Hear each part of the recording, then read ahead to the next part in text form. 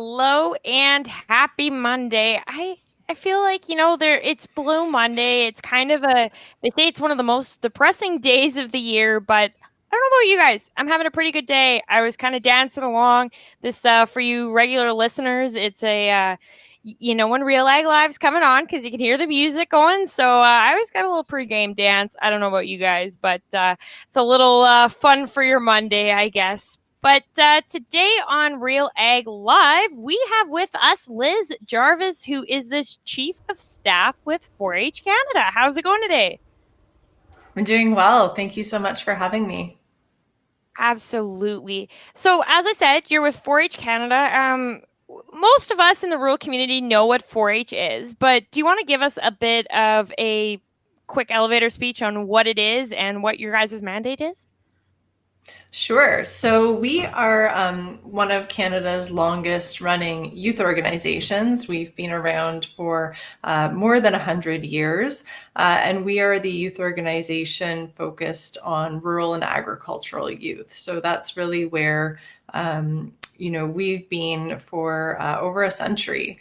And our mandate is to work with youth ages 6 to 25, depending on the province we're in, and give them opportunities to build their leadership skills and explore topics relevant to them. Obviously, agriculture is a huge part of our programming, but we also are evolving and adapting to look at things like science and tech, environmental sustainability, community service, mental health, all the areas that youth today are really passionate about. Absolutely. So, were you a 4-H'er growing up? Was that something you were involved in? I was not. I'm a city girl here in Ottawa, born and raised. But I've been in the agriculture sector, working in the field for about 12 years. So I'm a bit of a agriculture convert. Yeah, absolutely. There's nothing wrong with that. We'll bring you all over to the dark side. So what sorts of things? I mean, 4-H relies. You guys are a non-for-profit group. What sort of things does 4-H rely on in order to be able to have their program continue? Sure. I mean, first things first, obviously 4-H is a very community-based organization. It's volunteer leaders working in partnership with youth, hands-on experiential education, learn to do by doing. So with COVID, that's really difficult. And that's something our community has had to react to and find solutions to. But we also rely from the club level to the provincial to the national level. We rely on funding, whether that's from donors, partners, sponsors, you name it. So we've been very fortunate in the early days of COVID, at least at the national level, to have our partners step up and really support us. But certainly long term, we don't know what's coming in the next year, and our partners don't know what's coming. So for the corporate sector, that's certainly something that is an uncertainty and is an uncertainty for all of the charitable sector. But it's something that we obviously are looking at and are concerned about. Well, and like you said, obviously finance is like that has a big impact, but also what sort of impacts did COVID have on, like you said, you're such a community-based organization. What sort of impacts did COVID have on that?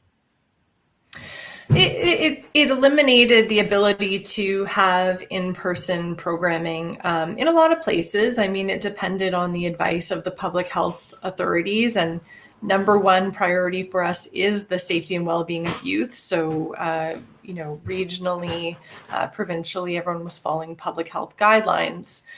So some were able to meet in person at various points.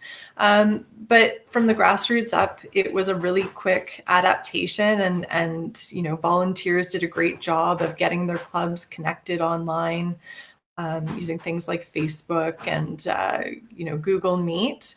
And we saw everything from club meetings online, video projects that volunteer leaders would lead, virtual exchanges with dairy clubs from around the world, and online auctions. So that's been really interesting to see, and our grassroots did a really great job. Our provincial organizations did a great job, and nationally, we just, as much as possible, moved to adapt our programs to online conferences, at-home learning opportunities, and the like.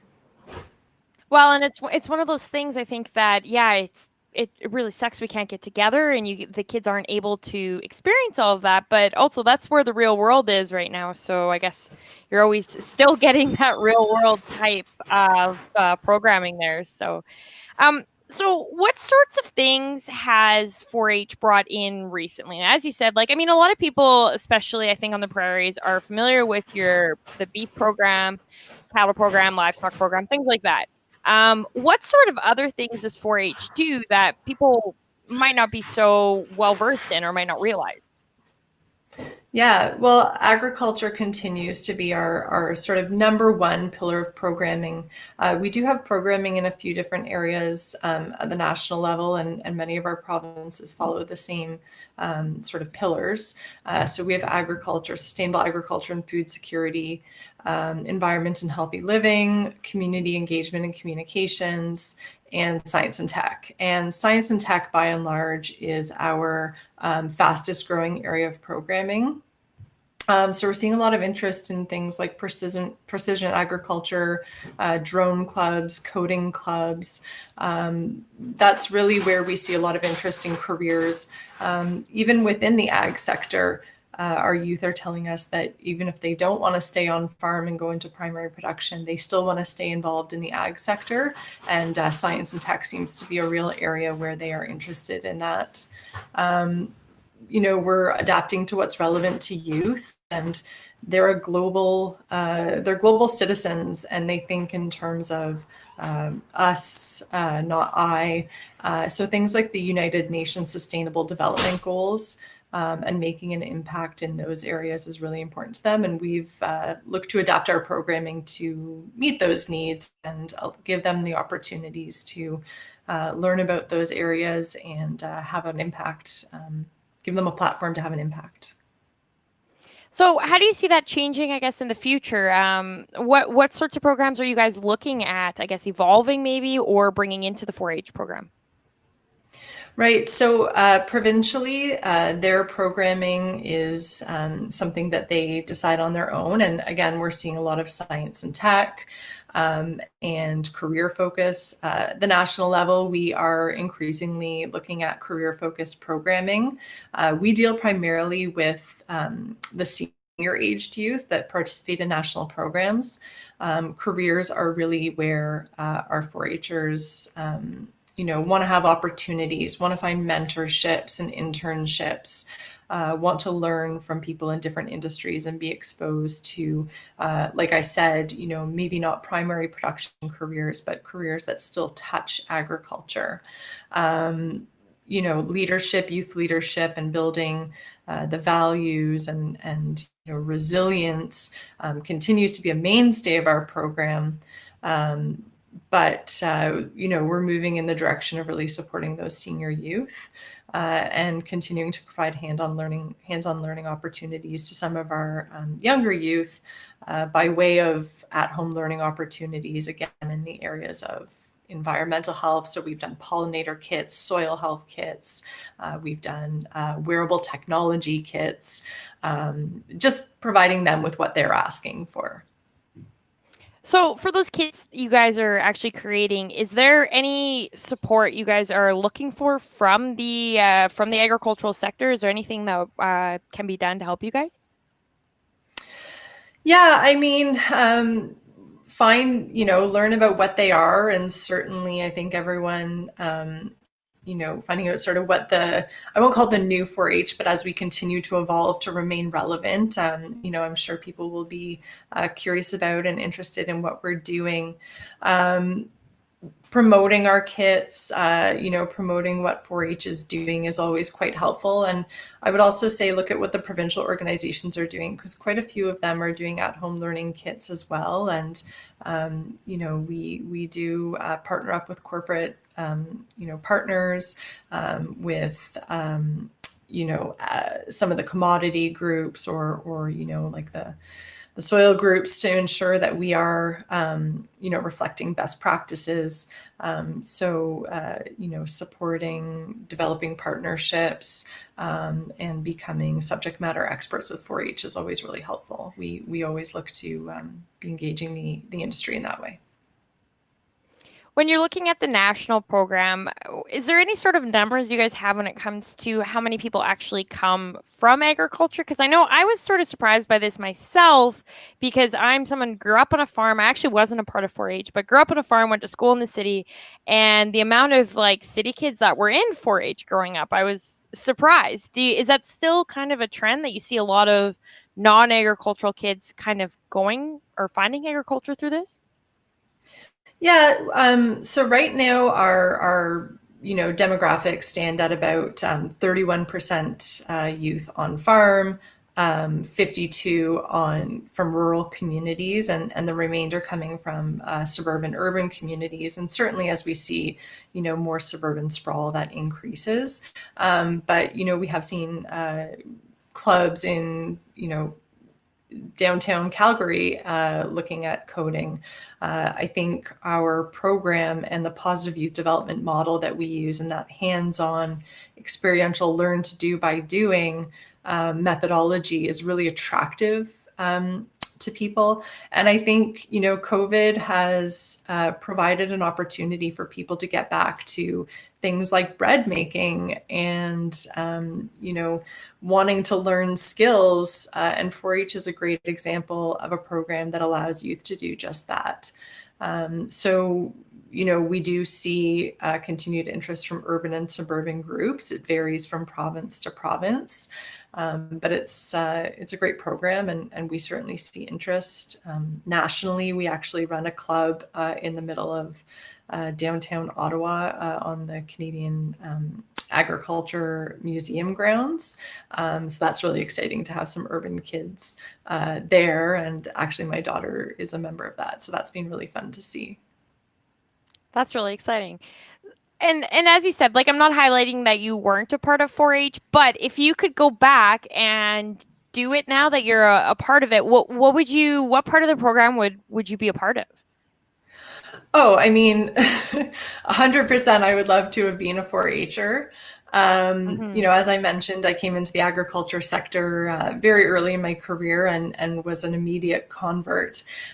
So would have loved to be involved in the dairy clubs, and some of the life skill clubs. Public speaking as well. It's such a core element of the 4-H program, and I think that it's something that all of our youth come out of it. And people, when we run into alumni, whether they're you know premiers of provinces, or senators, or CEOs of organization, it's something that they say deeply impacted them. So I certainly wish I'd been a part of it, and really encourage my kids to know agriculture, get involved. I look at these youth in our program, and I'm just blown away. They are leading the way in their communities, starting up businesses, and developing innovations at the age of 14 through our science fair that are just insane. Yeah, I know. It's incredible. I know I've done a few, like on the public speaking note, I've done a few public speaking competitions myself. And I like the ones that always stood out were the 4-Hers. Like the toughest, like I wasn't a 4-Her myself. And going into those competitions, the toughest ones were the 4-Hers. And you're like, oh, because they're always like so well trained. So it's incredible to kind of see. And like you said, it's such a life skill that a lot of these kids, like sometimes I've talked to some of these younger kids, and you're like, there's no way I'm talking to a 12-year-old right now. You're talking like you are a grown adult. So it brings a Mhm. lot to the table, I think, for sure.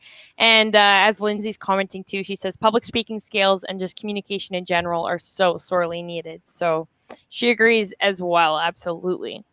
So if you're looking into 2021, what sort of changes are you guys expecting to keep a lot of these COVID changes, even if restrictions lift? Like, are you hoping to, like a lot of people are talking about kind of having a hybrid model now because they've realized that some online working helps. Do you guys hope to go back to exactly where you were before or kind of change things up?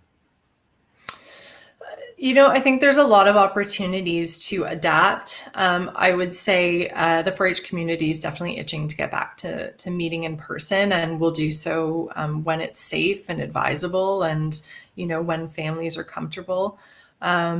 But things like online registration are a big thing that's coming, and just some of our digital infrastructure. We're focusing a little bit more on that, and that's really exciting. Continuing to build our brand online.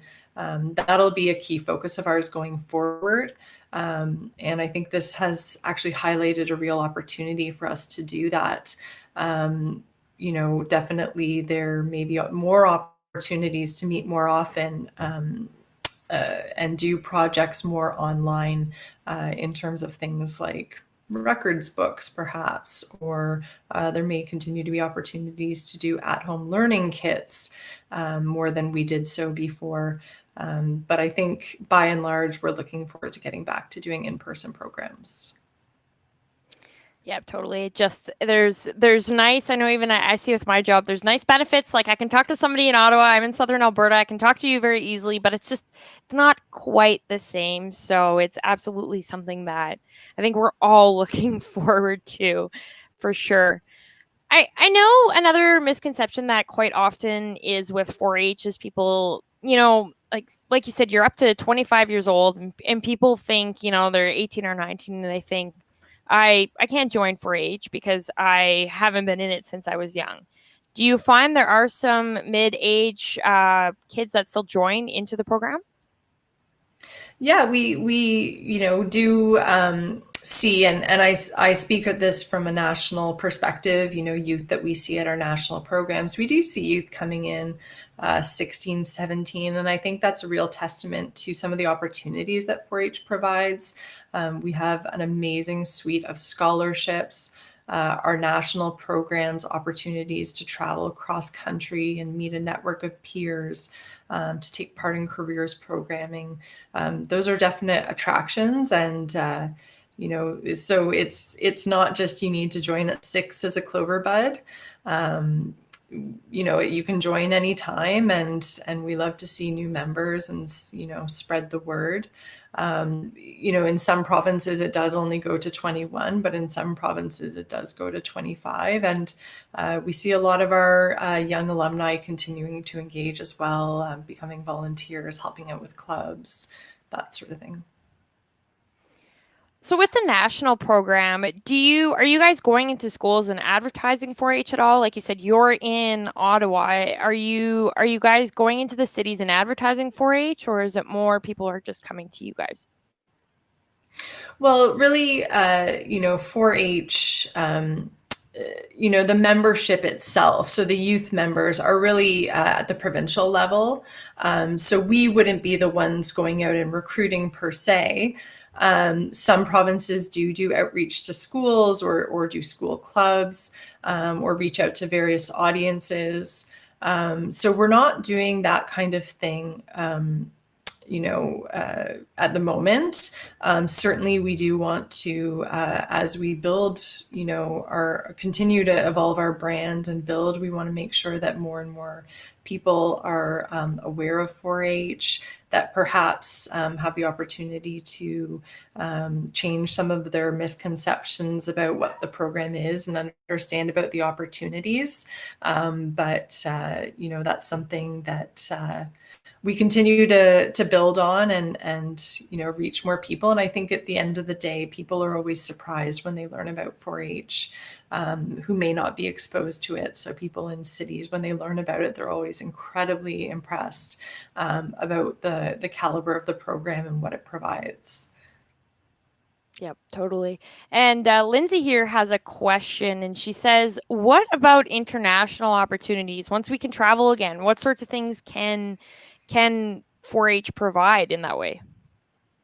Yeah, I'm just gonna say hi to Lindsay. Know her from the years in the sector. Yeah, so of course we've halted our international travel opportunities at the moment. Hopefully we can resume some sort of international travel at some point. What that looks like, we don't know. Where we are focusing. Any of our travel opportunities, whether domestic or international, is really about career focused at this point. So opportunities to do internships and learn best practices wherever it may be, or learn about alternative methods of production. So time will tell, but we know that it's something that our senior 4-H youth really enjoy, and even domestically, it's we hear 40 years on. I met my best friend through travel opportunities, so it's an important part of the program, and we'll see what that looks like. Yeah. And what sort of things, how does your program, I guess, 4-H Canada, how does it differ from other, what the US has, or from other countries that way? Do you want to talk about what we kind of do different? Sure. So, well, great question, because 4-H is part of a global 4-H network. We have 4-H and programs, or 4-H programs in 70 countries around the world. And in 2017, we actually had the opportunity to host a global 4-H summit here in Ottawa. So we work really closely with our 4-H partners around the world. They're all independent organizations, and certainly focus on different areas of programming based on, what production looks like in their country, different commodities that they focus on. Some are based more in schools or focus more on urban outreach, whereas, some are directly focused in agriculture. What I would say we all share is a common methodology about positive youth development. We all have some sort of agricultural ties, and we all have really strong public-private partnerships. So, 4-H brings together sort of the industry, government, academia, and corporate, and all around the world. 4-H does bring together sort of all those entities to the benefit of the program, but also to the benefit of the sector. So when I guess you're advertising 4-H, I mean, like you said, you're not really going out to the schools, but if somebody's, saying, like, we talked about what 4-H was, but if somebody's coming up to you and they're like, what really is 4-H? To you, what stands out? What do you guys really do that makes it special? So the biggest thing about 4-H that I take away from it is that it truly is a youth leadership program. It's not about looking at youth and figuring out what they need. It's about working with them in partnership, and recognizing that they already are leaders in their own right. That they, have a lot to say, and can direct us as adults in terms of what's important to them and what they want to focus on. And that they are, looking to be leaders long term. So how are we empowering them to be responsible, caring, contributing leaders that can have an impact? So it's really about that partnership between adults and youth, as opposed to adults leading youth. And it's about giving them that platform and a seat at the table in really important discussions, and recognizing the strength that they bring and in a unique perspective. A really good example of this is some of our recent mental health initiatives, which we had rural youth, farm youth coming to us and saying, look, this is a concern to the agriculture sector. This is a concern to farmers, but we're also really struggling. and we would like 4-H to help us. So we put together a suite of mental health resources in partnership with Kids Help Phone, and we continue to work very closely with them.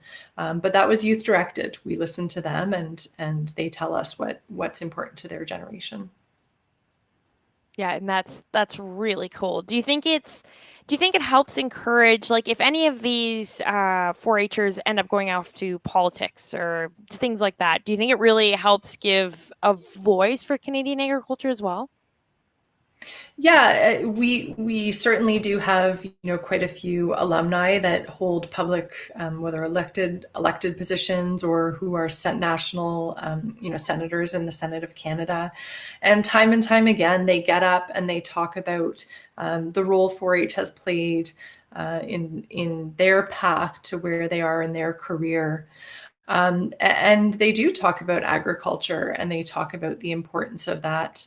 And there's also opportunities for our youth to go talk at the political level, at the government level, to have a seat at the table and talk about what's important to them.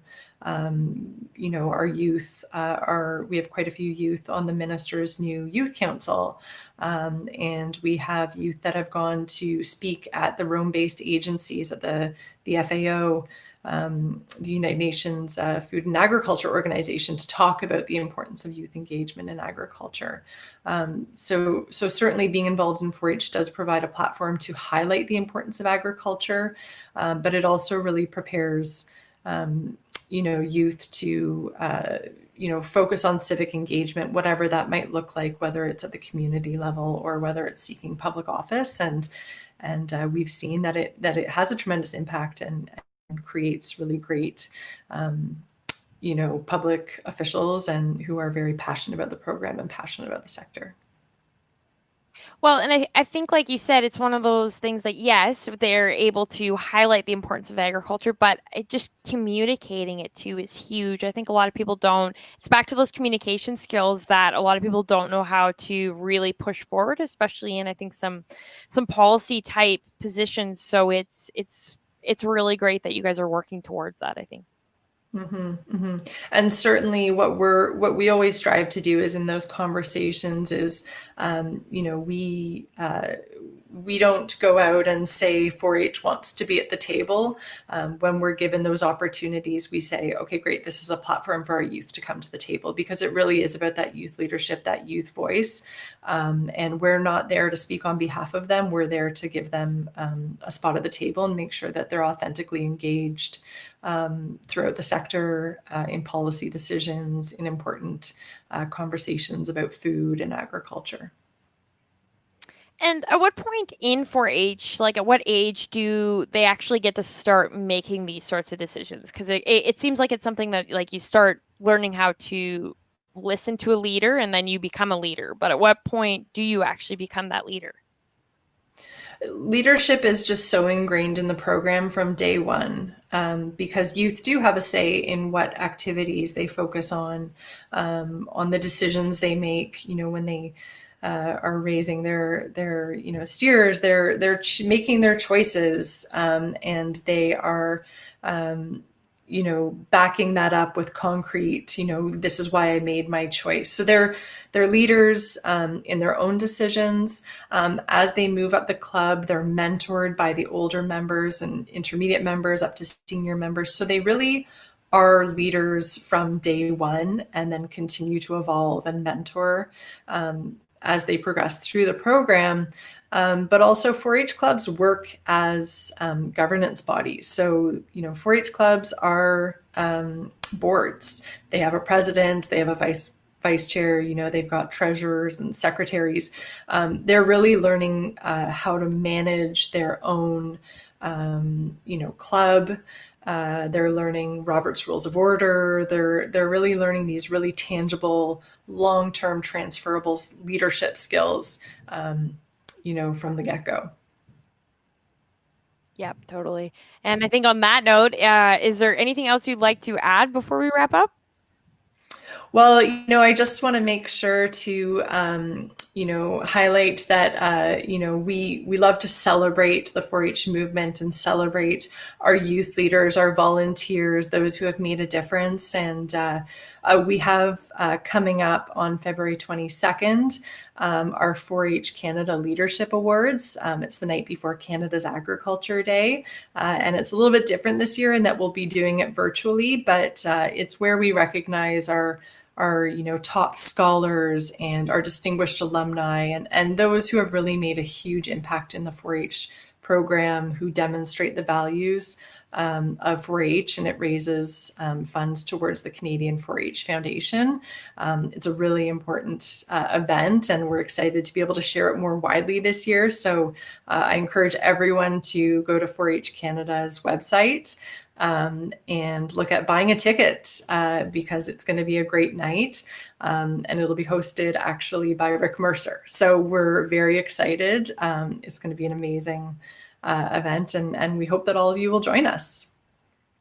Awesome. That's exciting. And I mean, hey, even if you're not interested in 4-H, Rick Mercer's cool. So join in. Yeah.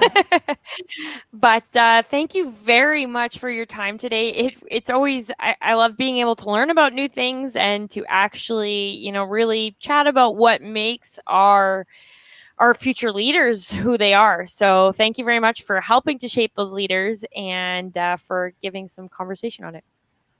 Well, thank you so much for having us and for hearing what 4-H is up to these days and what it looks like in the future. We're always thrilled to share what we're up to. Absolutely. Thank you very much. And thank you to all who tuned in and brought some great comments and some questions. We appreciate it very, very much. And just remember, if you're tuning in, you can always comment and we will give you a free hat. So you might want to comment next time and engage a bit. Tomorrow on the show, I'll be hosting again, and we have Corb Lund actually on with us tomorrow to talk about Alberta's coal policy. So that'll be a good one to tune into. Make sure you tune in on Facebook, Twitter, Twitch, or YouTube and ask all your conversations you have. Thanks for all your time, and we will talk to you guys tomorrow.